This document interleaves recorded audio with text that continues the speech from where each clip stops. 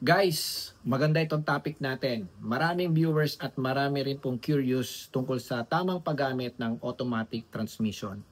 Dahil nitong mga nakaraang araw ay may mga napanood po akong videos galing sa mga automotive content creators like Autorans, Real Ryan at DMA, dami mong alam. Itong mga content creators na ito ay may kanya-kanya pong background. No? Mayroong mekaniko, may-ari po ng talyer, at yung iba naman po ay may experience. Pero syempre, ako bilang matagal ng ahente, content creator din, we stay relevant mga ka-idol. Ika nga meron din po akong experience. Meron din po akong knowledge, meron din po akong skills, at especially training galing sa planta na wherein halos lahat na po ng brand new ng aming kasa ay na-drive ko na. At hindi lang po brand new, also second hand dahil nagbibenta din po ako ng mga second hand na sasakyan. Hindi lang po yung mga ordinary Japanese, Korean, Chinese, but also yung mga American and Europeans mga ka-idol. Pero syempre, hindi naman talaga ako ganoon kamaalam. Ina-admit ko na may mga areas na hindi ko rin po alam, na hindi ko rin po nagamit na experience o wala din po sa aming training. We as an agent are not totally equipped o knowledgeable doon sa mga unit na binibenta po namin dahil may mga certain features na yun lang ang tinuturo sa amin. But with regards to technical, mechanical, labas na kami doon mga kaidol. Kaya kung may itatanong po kayo sa inyong mga ahente, mas maganda pagtanungin po ninyo ang mga service advisor o kaya mekaniko. Nasa ganon maisabi po sa inyo ng tama kaysa manghula po yung mga ahenteng kausap po ninyo. Okay. So ano-ano ba yung mga types of automatic? Gulat ka, no? May mga types pala niyan dahil tayo as a buyer every time na pupunta tayo ng kasa, alam na natin automatic and manual. Manual is using the stick shift, ikaw yung magsisip kung saan gear mo gusto, di ba?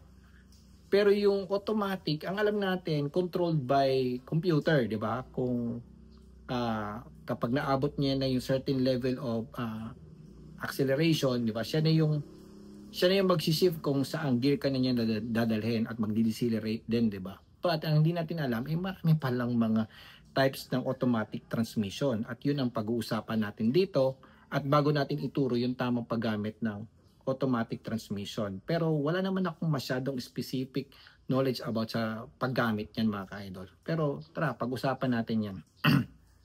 Number 1, torque converter automatic. Ito yung common na automatic na nakikita po natin every time na mag-walk-in po tayo sa dealership. It applies to normal cars, yung mga petrol engine cars at yung mga diesel engine cars. Okay? But normally, ang gumagamit na lang po nito ngayon ay mga diesel engines because yung number 2, yung CVT or ECVT, ito na po yung mga bagong transmission na ginagamit ngayon ng mga Japanese, ng mga Chinese cars, no? Continuously variable transmission or electronic continuously variable transmission. So, kung mapapansin po ninyo, pag pupunta po kayo sa Toyota or Honda, sir, meron po ba kayong automatic na BIOS? Excuse me po sir, hindi na po automatic ang gamit namin ngayon, CVT na po. Meron po ba kayong automatic na Honda City? Sir, ma'am, hindi po kami gumagamit ngayon ng automatic sa aming mga yun. CVT na po kami. Diba? Yon. At ginagamit din po ang CVT sa mga hybrid cars. Like yung mga MPV, mga SUV, compact SUV. Dahil iba po ang ang pakiramdam ng naka-CVT. Kumbaga parang seamless, smooth yung driving experience. But according to some, kapag nasira daw po ito ay medyo mahal. At mas madaling masira compared to torque converter automatic. I don't know.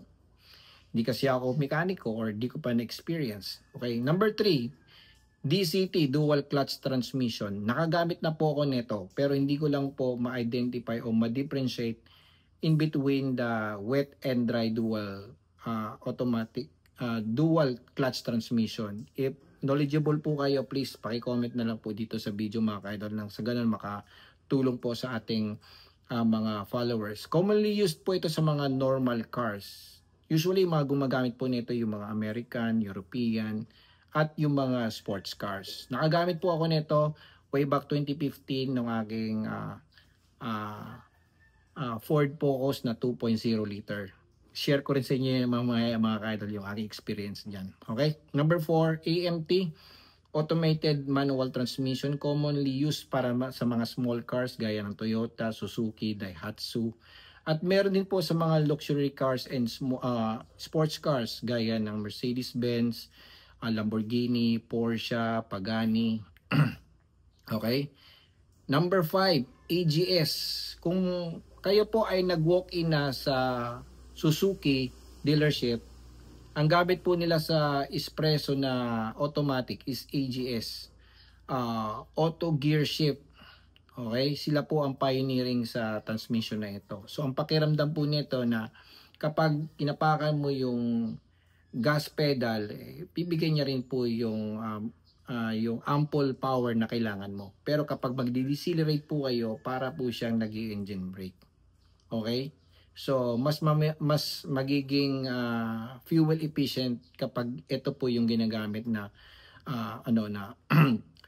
automatic transmission. Number 6, mga ka-idol, is SST. Hindi po kayo familiar, di rin po ako familiar, but ito po yung ginagamit ng mga bagong electric vehicle ngayon at ng dual motor vehicle gaya ng BYD. No, single speed transmission, mga ka-idol. So kita nyo, dami mga ka-idol, ano? Okay, so ang thinking natin as a car buyer or car owner, di ba? Same principle ng mga automatic.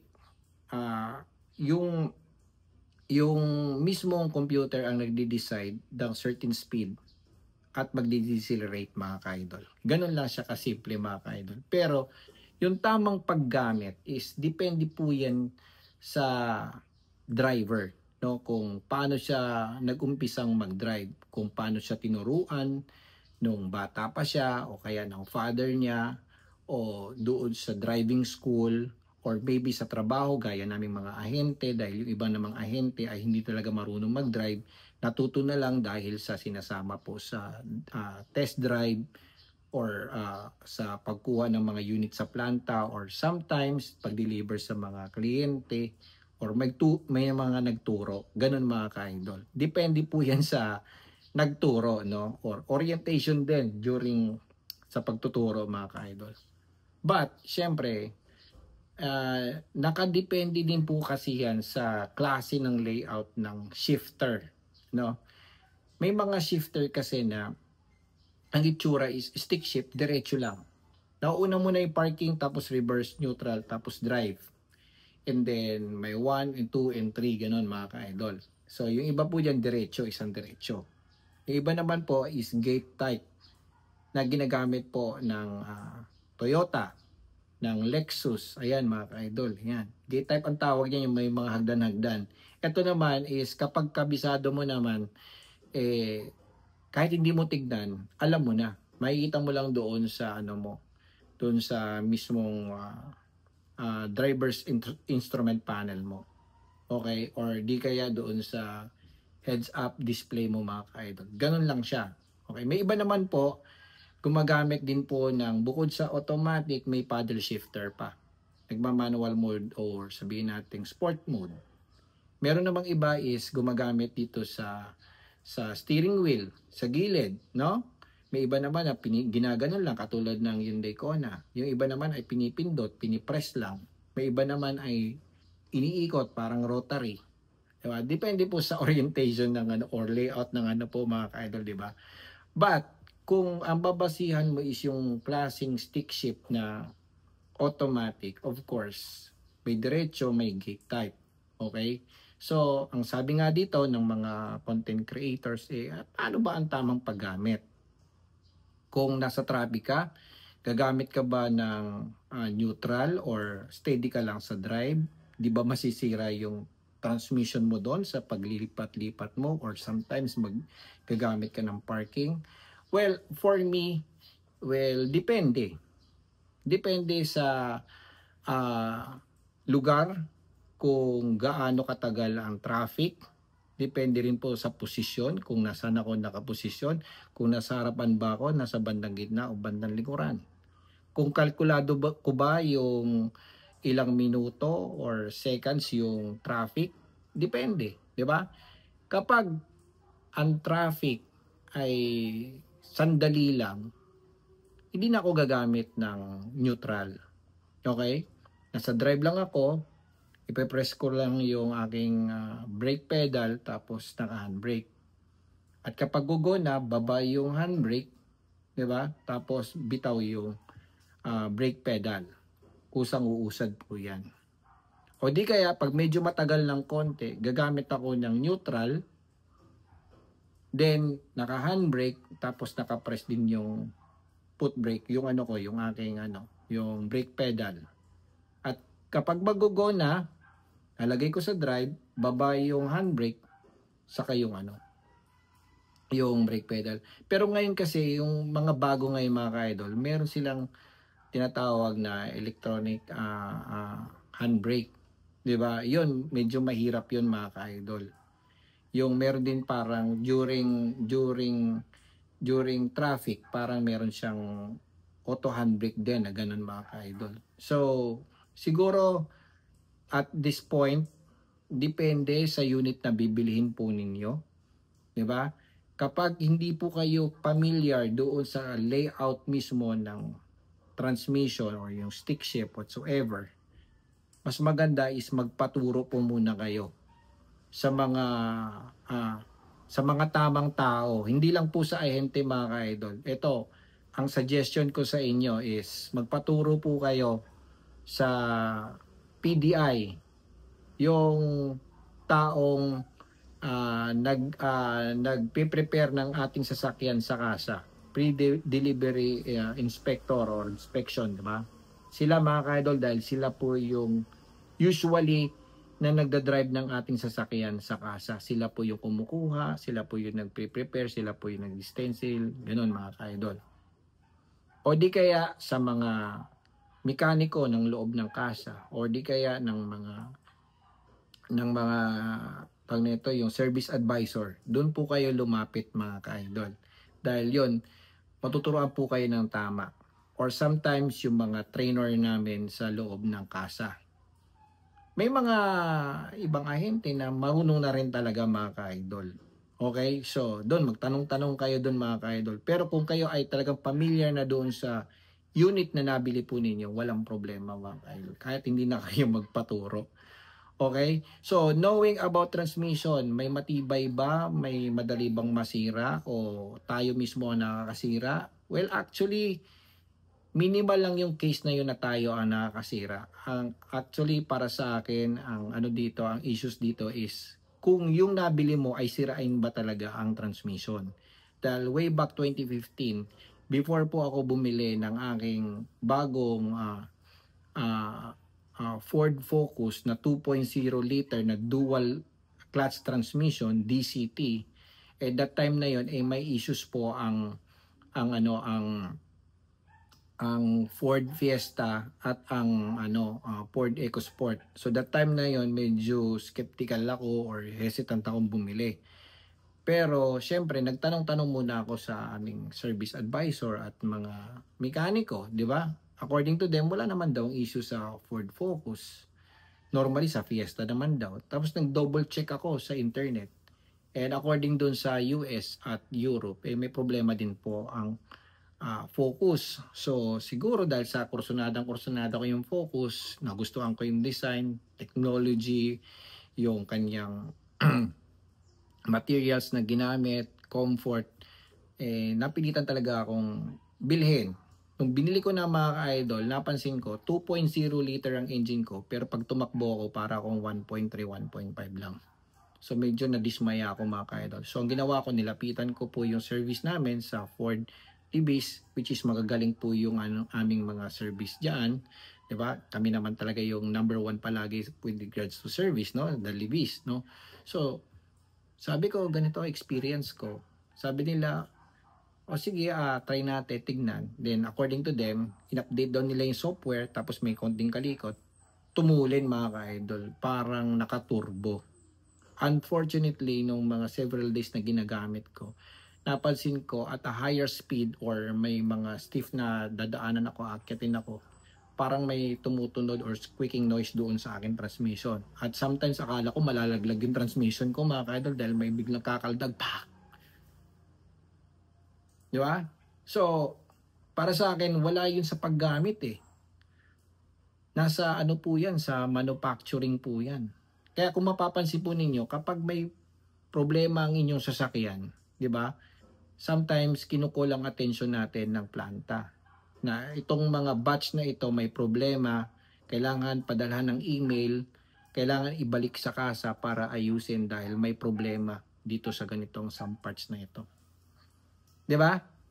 So speaking of sira, kung sira at sira mga ka-idol, depende po yan sa klase ng unit na nabili po ninyo. May mga unit kasi na talagang natural na sirain ang transmission. At kung merong mga matibay, it would take around how many years pa. So sabihin natin mga 10 years or 15 years, depende sa paggamit po ninyo. Sometimes mga 7 years may mararamdaman ka ng parang nginig. At according to the buy and sell, kapag may sira ang transmission, hindi mo na kailangan pang ipaayos. Mas maganda bilihan mo na lang ng panibagong transmission at magtanong-tanong ka na agad. Kung ikikip mo lang naman.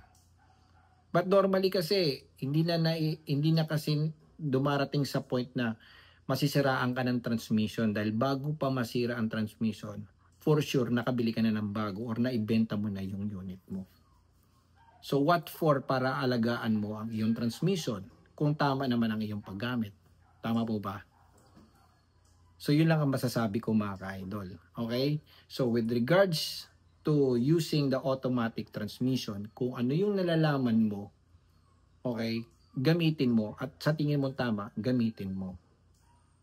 At kung hindi ka familiar, magtanong ka sa mga magagaling na ahente, sa trainer, sa mga service advisor, mekaniko, or yung mga sabihin na natin yung talagang may alam na doon. Makikita mo rin yan sa mga Facebook groups mga ka-idol. Okay?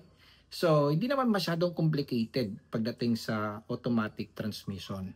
Dahil alam nyo, kami as an agent, every time na pag may walk-in sa aming dealership, hindi naman po transmission ang tinatanong eh. Normally, ang tinatanong is, ano po ba yung laki ng engine, diba? Displacement, ilan yung karga, ganon. Tapos, ilan yung fuel consumption, magkano yung price, magkano yung discount, ano yung promo ngayon. Mga ganon lang mga ka-idol. But with regards to transmission, walang masyadong pakialam ang mga kliyente dyan eh. And even yung mga ahente, wala rin pakialam masyado dyan eh. Dahil kung talagang pangit yung nabili mo sa sasakyan, pangit talaga. At alam din po yun ng mga buy and sell. Na itong unit na ito, itong year model na ito yung mga panahon na sirain po ang sasakyan. Kaya bago po kayo bumili ng sasakyan, magtanong-tanong muna kayo sa mga Facebook groups, okay?